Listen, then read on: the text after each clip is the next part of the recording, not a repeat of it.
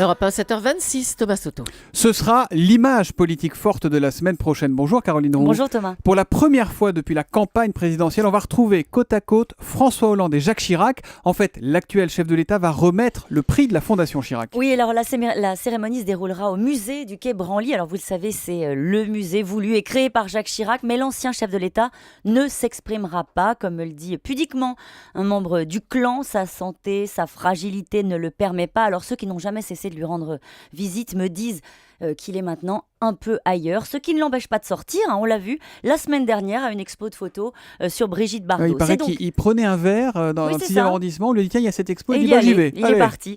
Alors c'est donc pour la Fondation, on revient à la Fondation, c'est donc sa fille Claude qui prendra la parole pour évoquer le travail du lauréat qui sera récompensé. Il s'agit d'un médecin congolais qui prend en charge les femmes victimes de violences sexuelles.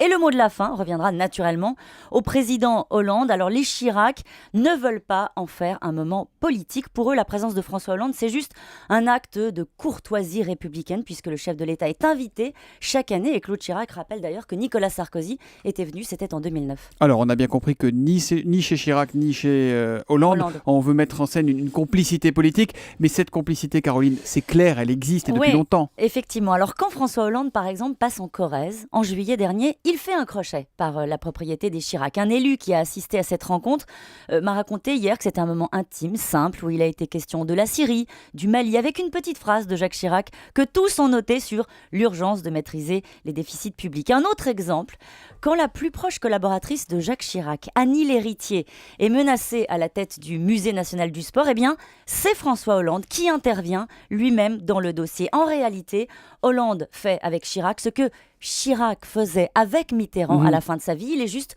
bienveillant. C'est une belle histoire, mais quand même, il y a là un homme de droite et un homme de gauche. La politique finit toujours par reprendre le dessus, Caroline. Il y en a une qui l'a pas oublié, qui ne lâche rien, c'est Bernadette Chirac. Elle est restée un animal politique. Un élu corrézien me raconte qu'elle mobilise en ce moment la droite sur le terrain pour les municipales et qu'elle sera d'ailleurs présente dans la campagne. Pour ce qui est de François Hollande, Bernadette Chirac apprécie l'homme, ses attentions, mais pas les idées. Les coulisses des retrouvailles entre Jacques Chirac et François Hollande racontées par Caroline Roux. L'info politique de Caroline revient lundi matin sur Europe 1.